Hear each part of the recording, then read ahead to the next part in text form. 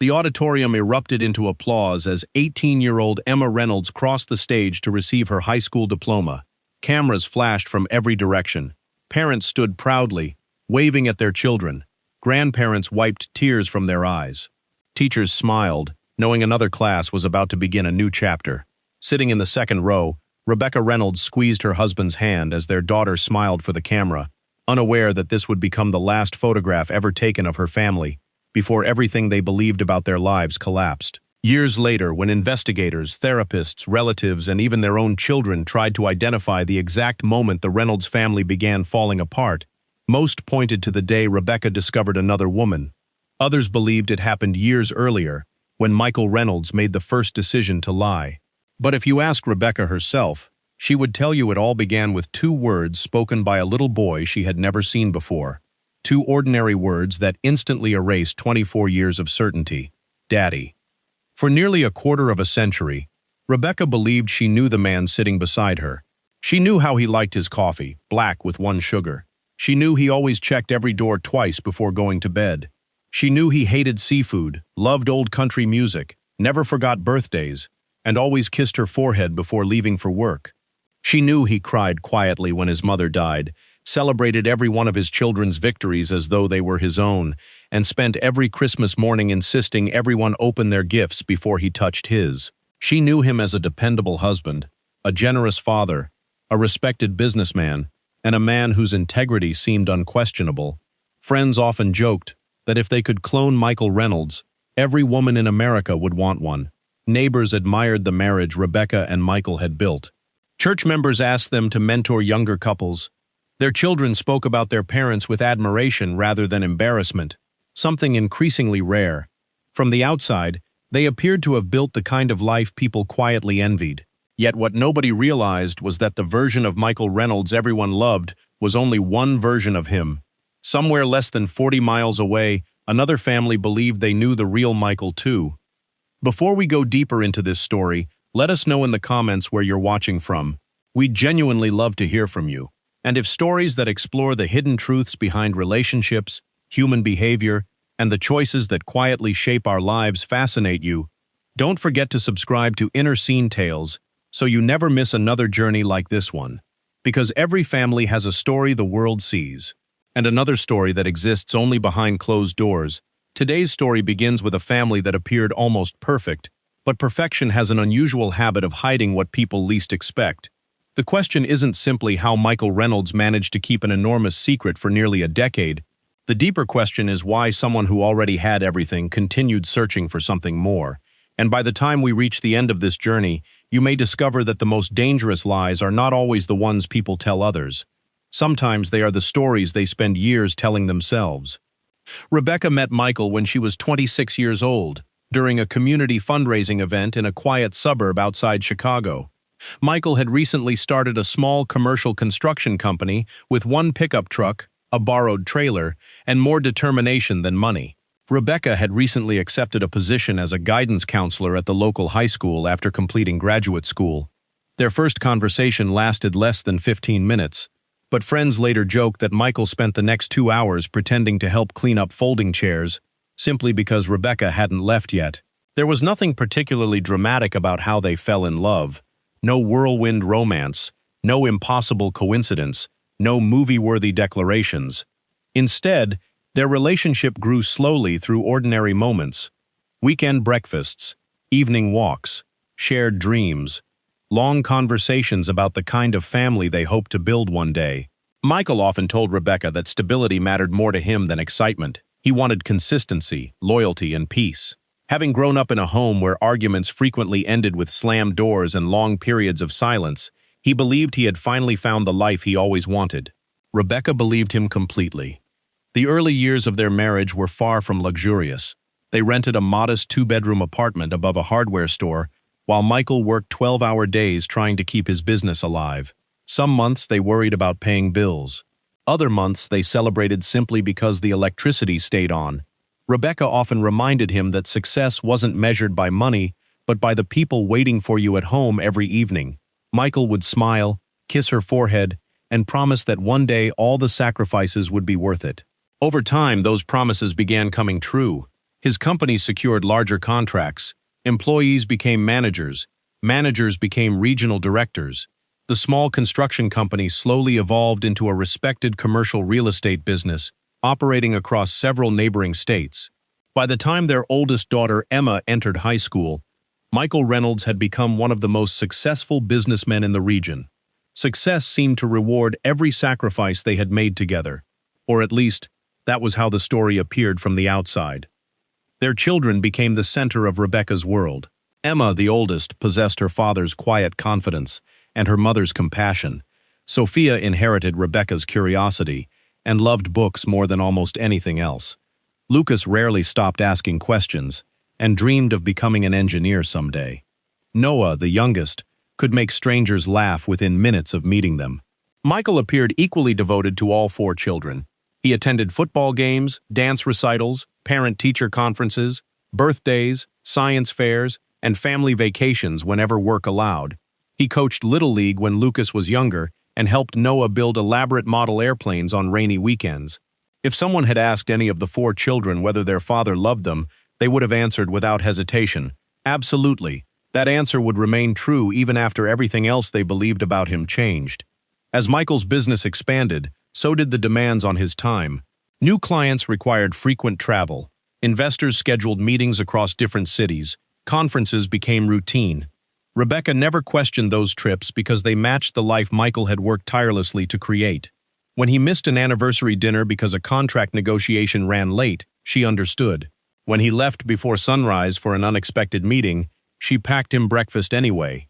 When he answered late-night phone calls from business partners, she quietly turned over and went back to sleep. Trust had become such a normal part of their marriage that suspicion rarely found room to exist. Looking back years later, Rebecca would replay hundreds of small moments searching for the first clue she had overlooked. The strange thing about betrayal is that hindsight makes ordinary memories suddenly appear extraordinary. A forgotten receipt, an unexplained delay, a canceled dinner. Individually, they mean almost nothing. Together, they eventually become impossible to ignore. But at the time, each incident felt too small to deserve attention. Michael also possessed a remarkable ability to make people feel important. Employees described him as generous. Friends admired his loyalty. Clients praised his honesty.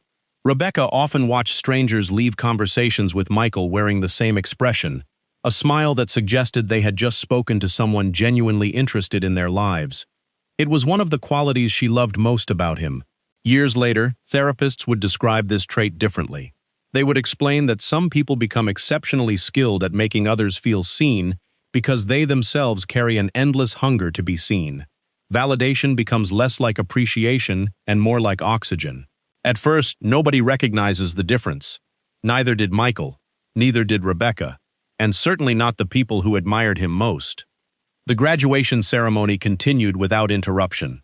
Emma posed for photographs with classmates. Rebecca hugged relatives who had traveled from several states away.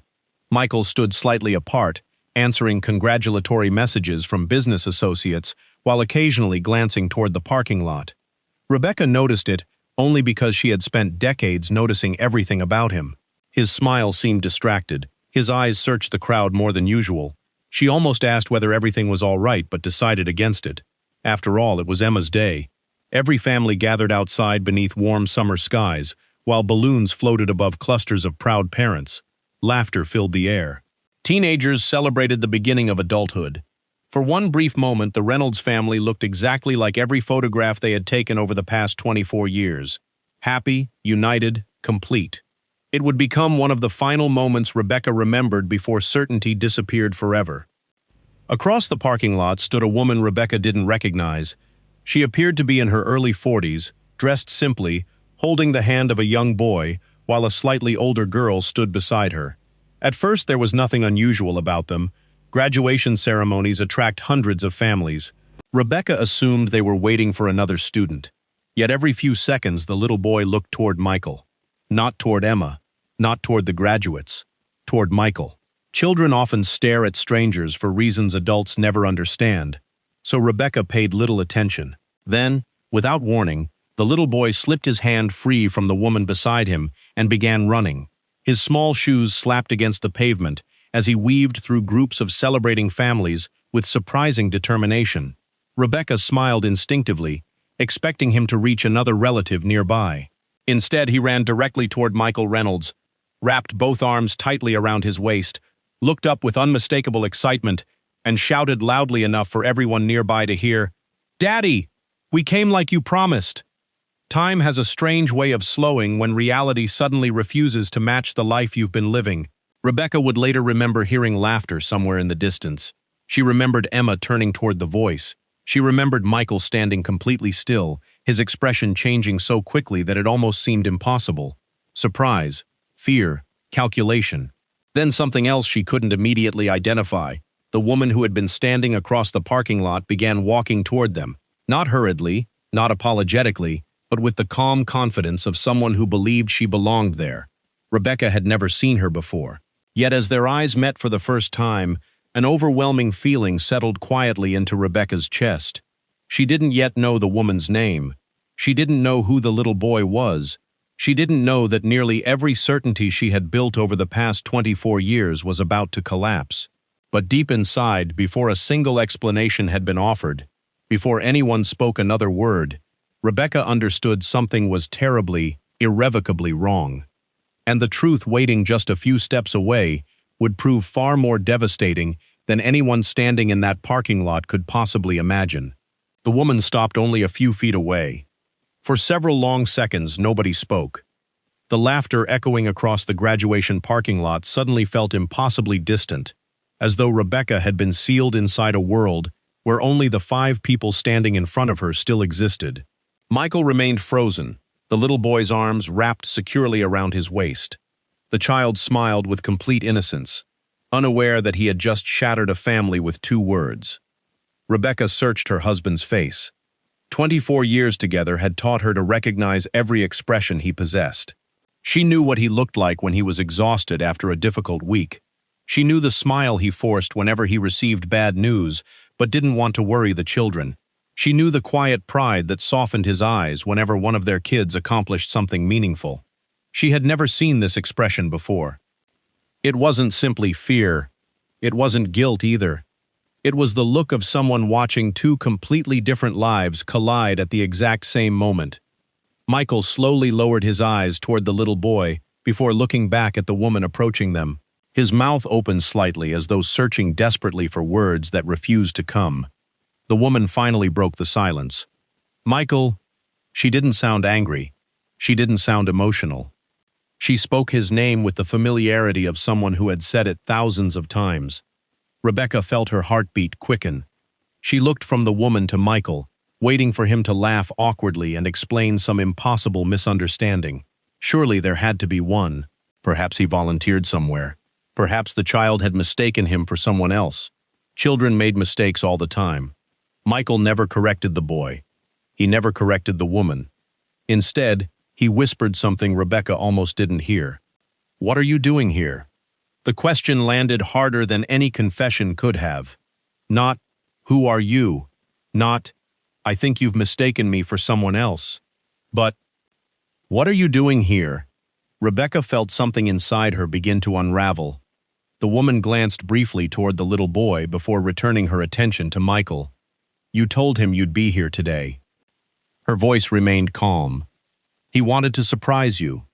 The little boy looked proudly between the adults, smiling as though he had just accomplished something wonderful. "I remembered, Daddy," he said happily. "I told Mommy we shouldn't be late." Rebecca's breathing became shallow.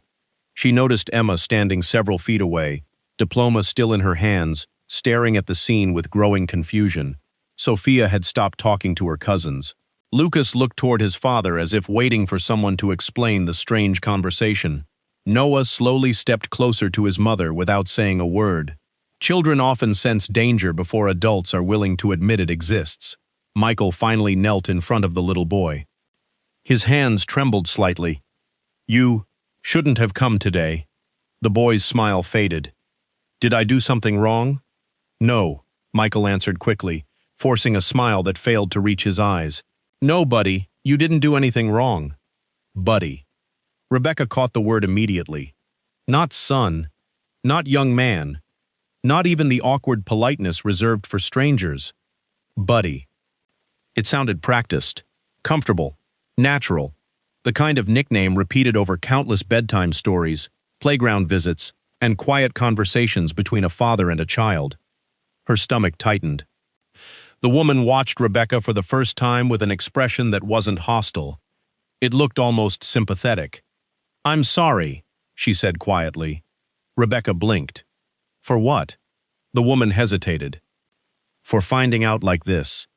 Those 6 words struck Rebecca harder than anything that had happened so far. Finding out. Not misunderstanding. Not confusion. Finding out. In that instant, hope began disappearing. Not because Rebecca knew the entire truth, but because everyone standing in front of her seemed to know it except her. Michael finally turned toward his wife. "Rebecca?" His voice cracked. She had heard that crack only once before, at his mother's funeral. But grief and guilt were not the same emotion. "What is she talking about?" Rebecca asked quietly. Michael didn't answer. "What is she talking about, Michael?" Still nothing. The silence itself became an answer. Rebecca suddenly realized something she would later repeat during countless therapy sessions. The most painful moment wasn't learning her husband had another family. The most painful moment was watching the man she trusted more than anyone choose silence over truth, while standing only a few feet away. Because silence doesn't simply hide a lie, it confirms it. And as the crowd continued celebrating around them, Rebecca Reynolds understood that the life she believed she had built for 24 years had just begun collapsing in front of hundreds of witnesses. Rebecca didn't raise her voice. She didn't slap Michael. She didn't scream. It was the kind of silence that arrives when the mind refuses to accept what the eyes have already seen. She looked at the little boy, no more than 6 years old, bright blue eyes, dark brown hair, a smile that had disappeared the moment he sensed the adults around him were no longer happy. Children have an extraordinary ability to recognize tension they cannot explain. He slowly released his arms from Michael's waist and stepped backward toward the woman. Rebecca noticed something she wished she hadn't. The boy had Michael's eyes. Not similar. The same eyes. The same shape. The same expression. The same slight crease beneath the left eyebrow. For a brief second, she convinced herself she was imagining it. People see patterns everywhere during moments of shock. That had to be it. Her mind was searching for connections that weren't there. Then she looked at the little girl standing quietly beside the woman. She couldn't have been older than 10. She hadn't spoken a single word. She simply stood there holding a small graduation gift bag with both hands. When Michael finally looked toward her, she smiled. Not nervously. Comfortably. Like a daughter smiling at her father. Rebecca's stomach tightened. Emma slowly walked toward her parents. "Dad?" Michael didn't answer. Emma looked from the little boy to the woman, then back at her father. "Do you know them?" Rebecca turned to Michael again. "I asked you a question." Still nothing. His silence seemed to grow heavier with every passing second. The woman finally stepped forward. "My name is Melissa Carter." Rebecca stared at her without speaking. Melissa looked genuinely uncomfortable. Not defensive, not aggressive, only exhausted. "I never wanted this to happen here," Rebecca answered quietly. "Then why did it?" Melissa looked toward Michael before speaking. "Because he promised them today." Rebecca frowned. The children have spent weeks talking about Emma's graduation. Rebecca felt the ground beneath her begin disappearing. Weeks? How could strangers know about Emma's graduation weeks in advance? Melissa continued softly. "They made him a card." The little girl slowly held up the gift bag. Inside was a neatly wrapped picture frame covered with colorful tissue paper. Across the front, written in careful handwriting, were the words, "Congratulations, big sister Emma." Rebecca's breathing stopped. Big sister. The word echoed inside her head. Emma reached into the bag before anyone could stop her. She unfolded the card. At first she smiled politely. Then the smile disappeared. Inside was a family drawing. Melissa, The two children, Michael, all holding hands beneath a bright yellow sun. Above the drawing, written in a child's handwriting, were 6 simple words. "We're proud of you, big sister." Emma slowly lowered the card. Her hands trembled. "What?" She swallowed hard. "What is this?" Michael finally stepped forward. "Emma?" She stepped backward. "No." His voice cracked. "Please let me explain." Emma looked directly into his eyes. "Are they telling the truth?" Michael closed his eyes. Only for a second. But that second became the answer. Rebecca felt something inside her finally break. Not because she had heard a confession, because she no longer needed one. Every excuse, every business trip, every conference, every late-night meeting, every forgotten anniversary, every canceled vacation, every unexpected phone call. Thousands of ordinary memories suddenly rearranged themselves into a completely different life. It wasn't one lie. It was hundreds, perhaps thousands, built patiently over nearly a decade. Rebecca looked toward Melissa. "How long?" Melissa hesitated. Michael immediately interrupted. "Rebecca." She raised her hand without looking at him. "I didn't ask you." Her voice remained calm. Too calm. "I asked her." Melissa lowered her eyes. "Almost 9 years. 9 years." Rebecca repeated the number silently. 9 years. 9 Christmases. 9 birthdays. 9 wedding anniversaries. 9 years of believing she was sharing her husband with a demanding business, when in reality, she had been sharing him with another family. Emma suddenly turned away. Lucas stared at his father as though looking at a stranger. Sophia began crying quietly beside her grandmother. Little Noah tugged gently on Rebecca's sleeve. His voice barely rose above a whisper. "Mom." She looked down. "Is Dad leaving us?" Rebecca opened her mouth. Nothing came out. Because for the first time since marrying Michael Reynolds, she honestly didn't know. Across the parking lot, graduation celebrations continued. Families laughed. Children posed for photographs. Life moved forward exactly as it had only 15 minutes earlier. Only the Reynolds family remained frozen inside a moment that would divide their lives forever. There would always be 2 versions of their story. Everything before graduation, and everything after. What Rebecca still didn't know, what none of the Reynolds children could possibly imagine, was that Melissa Carter wasn't the end of Michael Reynolds' deception. She was only the beginning. Because hidden beneath nearly a decade of lies, another secret was already growing.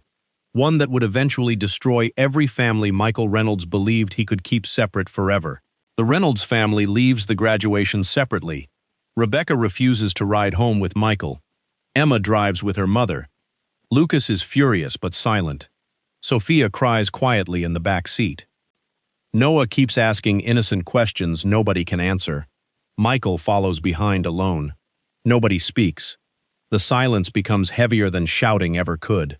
Rebecca finally allows Michael inside. He begins explaining. 9 years earlier, during a construction project in another town, he met Melissa Carter. She was recently divorced, financially struggling, lonely. Michael insists, "It wasn't supposed to become this." Rebecca immediately responds, "It became 2 children." Michael has no answer. Now we switch perspectives. Not to excuse her. To understand her. Melissa met Michael believing he was separated. He rented an apartment near work, spent several nights every week there, always said the divorce was complicated.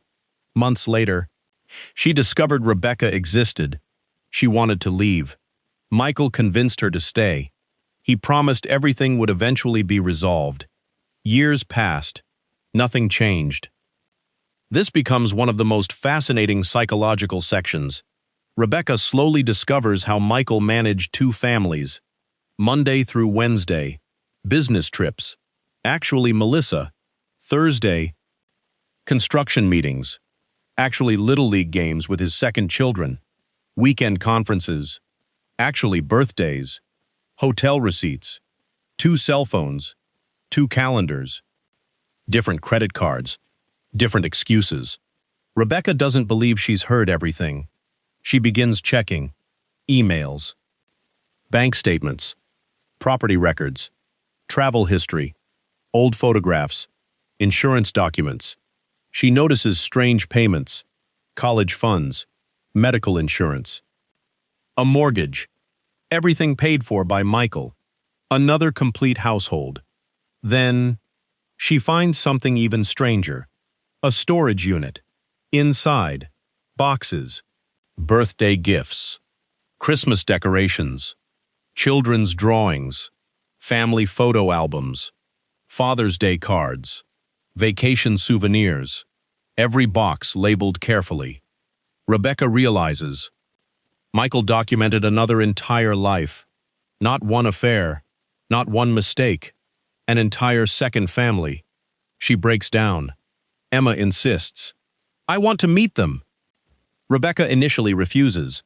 Eventually, the children meet. Nobody expected what happens. The younger children immediately recognize each other from old photographs.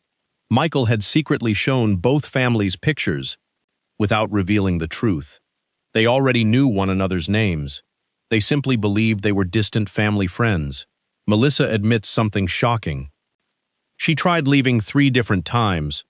Each time Michael cried, promised change, promised divorce, promised honesty, promised next year. Years kept passing. She stayed.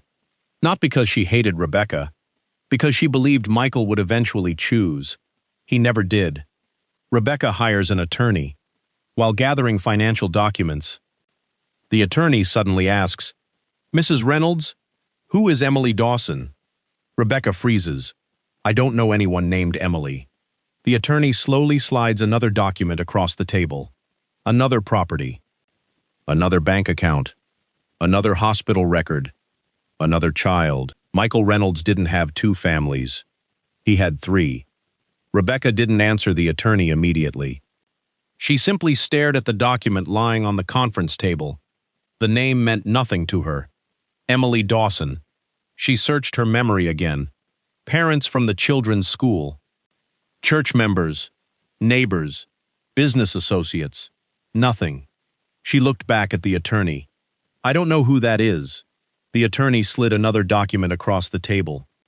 "This property has been owned through one of Michael's holding companies for almost 3 years. Rebecca frowned.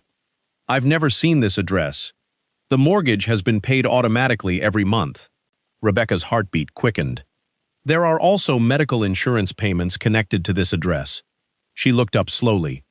"For who?" The attorney hesitated. "A woman and an infant." The room became completely silent. Rebecca leaned back in her chair. For several seconds she couldn't process what she had just heard. Another woman. Another child. Another house. Her mind immediately rejected the possibility. It couldn't be true. Not again. Nobody could sustain 3 separate families. Nobody could maintain that level of deception. Yet every document sitting on the table suggested otherwise.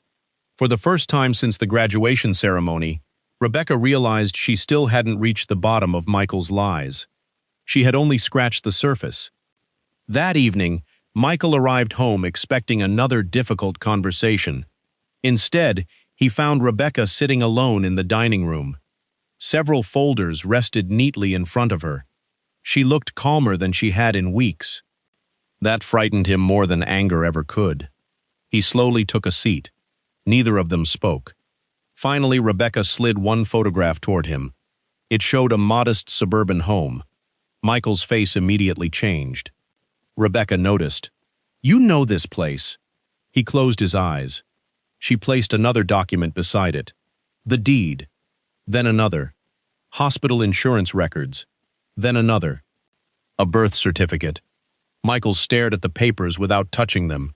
Rebecca's voice barely rose above a whisper. "Who is Emily Dawson?" Michael remained silent. Rebecca repeated herself. "Who is she?" His shoulders slowly dropped. His eyes filled with exhaustion. The fight had finally left him. "She," his voice cracked, "worked in one of our accounting offices." Rebecca felt every muscle in her body tighten. How long? Almost 4 years. Rebecca laughed. Not because anything was funny, because the truth had become almost impossible to comprehend. 4 years. She nodded slowly. So while you were still raising 2 families, Michael lowered his head. You started a third. The words hung between them like a sentence already passed. Rebecca stood and walked toward the living room window. Outside, the neighborhood looked exactly as it always had. Children rode bicycles. Neighbors watered gardens. Dogs barked somewhere in the distance. Everything appeared perfectly ordinary. She wondered how many people around her carried extraordinary secrets hidden beneath ordinary lives. Finally, she turned back toward Michael. I've spent weeks asking myself one question. He looked at her. I kept wondering why. She shook her head. But I was asking the wrong question. Michael listened quietly. The real question is... She paused. Who are you? He couldn't answer. Because for the first time in years, he wasn't sure anymore. Weeks later, Rebecca insisted every adult involved meet together. Not because she wanted revenge, because she refused to let more lies survive. The meeting took place inside a private conference room belonging to Rebecca's attorney. Michael arrived first. Melissa arrived several minutes later. Emily came last. She looked no older than 32. Nervous, confused, terrified. The moment she saw Melissa sitting across the room, she froze. Then she looked toward Rebecca. Her expression immediately changed. She whispered only one sentence. You're his wife. Rebecca nodded. Emily covered her mouth. Tears immediately filled her eyes. No. She looked toward Michael. You told me. Michael couldn't even look at her. Emily slowly realized the truth before anyone explained it. Rebecca watched the realization spread across the younger woman's face. Confusion. Disbelief. Humiliation. Then overwhelming grief. Emily looked back toward Rebecca. I'm so sorry. Rebecca believed her, not because she was naive, because she recognized genuine shock. Emily hadn't known. Melissa quietly interrupted. I did. Everyone turned toward her. Melissa lowered her eyes. I knew he was married. Rebecca looked at her. So why stay? Melissa didn't answer immediately. When she finally spoke, her voice carried years of regret. Because every time I tried leaving, she looked toward Michael. He convinced me tomorrow would be different. Rebecca closed her eyes. Tomorrow. One word. Repeated for nearly a decade. Tomorrow he'd tell his wife. Tomorrow he'd move out. Tomorrow he'd end the lies. Tomorrow. Tomorrow. Tomorrow. A future that never arrived. Emily quietly wiped tears from her face. I thought I was helping a lonely widower rebuild his life. Melissa looked at her sympathetically. I used to think I was helping a man trapped in a broken marriage. Rebecca looked at both women. And I thought I was living inside an honest one. 3 women. 3 completely different stories. 1 man. 3 different versions of the truth. The attorney eventually asked Michael the question nobody else could answer. How did you keep all this separate? Michael sat silently for a long time. When he finally spoke, his answer surprised everyone. I stopped thinking about it. Nobody understood. He continued. When I was with Rebecca, I was Rebecca's husband. When I was with Melissa, I convinced myself that life was real too. When I visited Emily, I became someone else again. He looked down at his hands. I never let those worlds touch. The attorney frowned. Until graduation. Michael nodded. I believed if they never met, then none of it existed. A therapist who later evaluated the case would describe Michael's behavior as extreme compartmentalization, not because he lacked emotions, but because he separated them so completely that each relationship existed inside its own psychological box. Every promise, every anniversary, every birthday, every lie, stored separately, never allowed to collide. Until one little boy unknowingly destroyed every wall Michael had spent years building, the emotional damage spread far beyond the adults. Emma stopped answering her father's phone calls. Sophia questioned whether she could ever trust anyone again. Lucas developed an anger he struggled to control. Noah began asking whether fathers always left eventually. Melissa's daughter withdrew at school. The little boy who had shouted "Daddy" couldn't understand why everyone became sad after graduation. Emily's infant son would one day grow up reading court documents instead of family photo albums to understand who his father had been. One man's decisions echoed across 3 different households. Michael continued insisting he loved every one of them. Perhaps he truly believed he did. But love without honesty eventually becomes possession, not partnership. The court proceedings lasted nearly 18 months. Businesses were divided. Properties sold. Trusts examined. Financial records uncovered dozens of hidden transactions spanning almost 10 years. The media eventually learned portions of the story. Headlines focused on the scandal. 3 families. Multiple children. A wealthy businessman. But newspapers rarely reported the quieter tragedy. The children who no longer recognized the man who had raised them. The wives who questioned every memory they had shared. The birthdays that suddenly carried different meanings. The photographs nobody knew whether to keep or throw away. Long after the legal battles ended, the emotional ones continued. Because courts can divide property. They cannot divide pain. And some betrayals leave scars that never entirely disappear. As Michael walked alone into the nearly empty headquarters of the company he had spent decades building, he noticed something that had never occurred to him before. His office was enormous. His calendar was empty. His bank accounts remained substantial. Yet for the first time in his adult life, there wasn't a single place he truly belonged. Rebecca's home was gone. Melissa wanted nothing more to do with him. Emily refused every attempt at contact. His children answered less frequently. Some stopped answering altogether. He had spent years believing he could have everything. Instead, he had slowly built a life where he eventually lost everyone. And sitting alone inside the office that had once symbolized everything he believed success meant, Michael Reynolds finally discovered a truth he had spent decades running from. The greatest consequences of betrayal rarely arrive all at once.